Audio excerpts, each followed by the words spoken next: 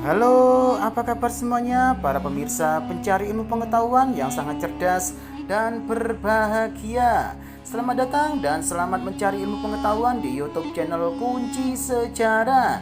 Nah, kali ini kita berjumpa lagi ya, karena Kunci Sejarah akan membahas tentang warning keras buat Republik Indonesia, 5 alarm bahaya Cina sudah menyala. Namun sebelum saya membahasnya, alangkah baiknya buat kalian yang masih belum mendukung YouTube channel Kunci Sejarah ini, segera dukung ya, hanya dengan cara tekan tombol like dan subscribe seperti berikut ini, agar kalian tidak tertinggal informasi mengenai ilmu pengetahuan berikutnya. Baik, terima kasih. Langsung saja ke pokok pembahasannya ya. Warning keras buat RI, 5 alarm bahaya Cina sudah menyala. Cina terus memberi kabar buruk ke dunia setelah data perdagangan ambruk. Tiongkok melaporkan jika indeks harga konsumen atau Consumer Price Index atau CPI mengalami deflasi pada Juli. Memburuknya data ekonomi membuat dunia kecewa karena justru terjadi setelah Cina melonggarkan kebijakan COVID-19-nya serta membuka perbatasan internasional. Memburuknya ekonomi Cina bisa terlihat dari indikator ini. Yang pertama, indeks harga konsumen. Hari ini Cina mengumumkan indeks harga konsumen atau CPI turun atau deflasi sebesar 0,3% year on year pada Juli 2023. Deflasi ini merupakan yang pertama sejak Februari 2021. Angka deflasi juga lebih dalam dari proyeksi ekonom dalam survei Bloomberg yang memperkirakan deflasi 0,4%. Badan Statistik Cina mengatakan penurunan CPI hanya akan bersifat sementara dan diproyeksikan akan meningkat secara bertahap karena dampak dari basis tinggi tahun lalu akan memudar. Deflasi Cina menjadi alarm bahaya bagi Tiongkok dan dunia. Deflasi bisa menjadi awal perlambatan konsumsi masyarakat Cina. Padahal Cina adalah salah satu motor penggerak utama pertumbuhan global dan memiliki size ekonomi terbesar di dunia setelah Amerika Serikat.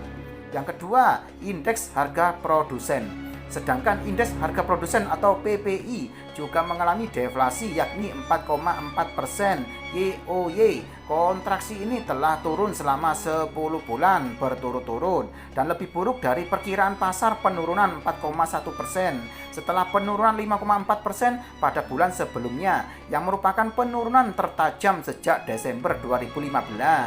Penurunan bahan produksi melemah yaitu minus 5,5% versus minus 6,8% di bulan Juni.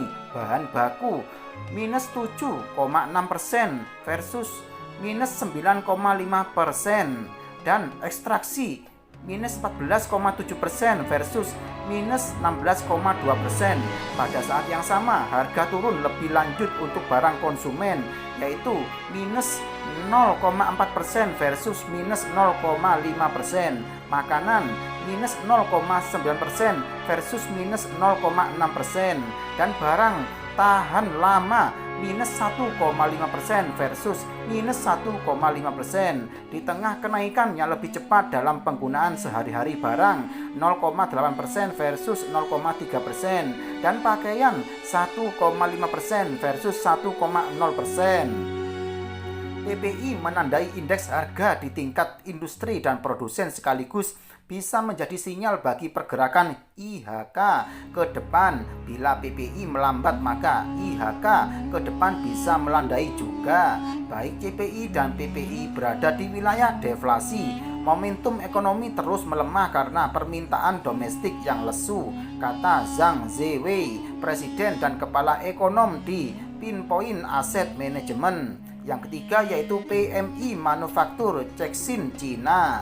PMI Manufaktur Caixin Cina turun menjadi 49,2 pada Juli 2023 dari 50,5 pada Juni. Angka tersebut adalah yang terendah dalam 6 bulan terakhir dan menandai jika aktivitas pabrik Cina dalam fase kontraksi. PMI lebih rendah dibandingkan proyeksi pasar yakni 50,3. Kontraksi ini merupakan kontraksi sejak April karena pesanan baru turun setelah tumbuh dalam 2 bulan sebelumnya. PMI Manufaktur Ceksin ini mengukur kinerja sektor manufaktur dan berasal dari survei terhadap 430 perusahaan industri swasta ini terlihat berada di bawah 50 yang berarti terjadinya kontraksi. Yang keempat yaitu penjualan retail. Penjualan retail Cina melambat tajam menjadi 3,1% YoY pada Juni 2023, menandai kinerja terlemah sejak Desember lalu. Penjualan juga jauh dari konsensus pasar sebesar 3,2%. Penurunan yang tajam terlihat pada pakaian, topi, dan tekstil 6,9% versus 17,6% di bulan Mei. Kosmetik 4,8% versus 11,7%. Perhiasan 7,8% versus 24,4%.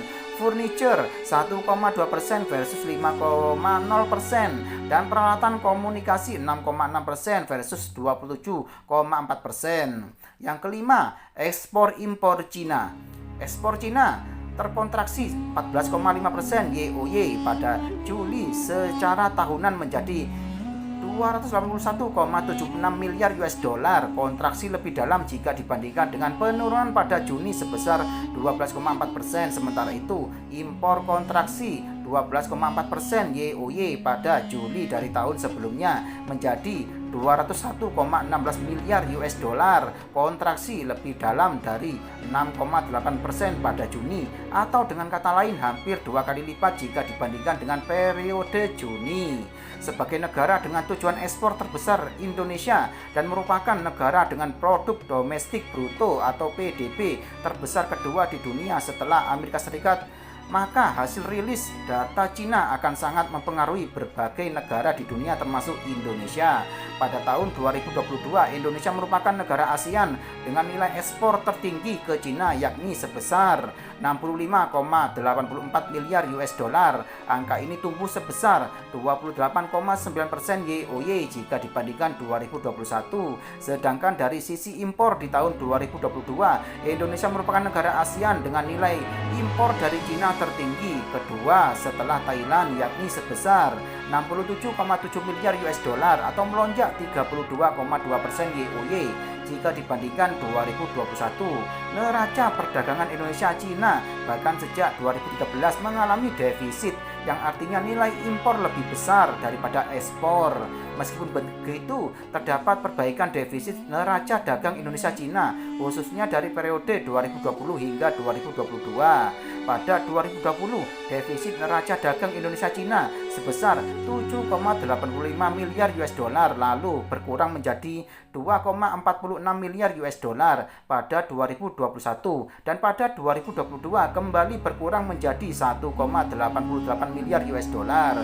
Kementerian Perdagangan mencatat bahwa pada periode Januari sampai Juni 2023, Indonesia mencatatkan surplus neraca perdagangan dengan Cina yakni sebesar 838,7 juta US dollar. Hal ini berkebalikan dengan periode yang sama pada 2022 yang mengalami defisit sebesar 3,3. Demikianlah penjelasan dari YouTube channel Kunci Sejarah ini. Semoga bisa menambah ilmu pengetahuan buat kalian semuanya ya. Dan jangan lupa selalu simak YouTube channel Kunci Sejarah ini setiap harinya agar kalian tidak tertinggal informasi mengenai ilmu pengetahuan berikutnya. Sekian, terima kasih, semoga bermanfaat.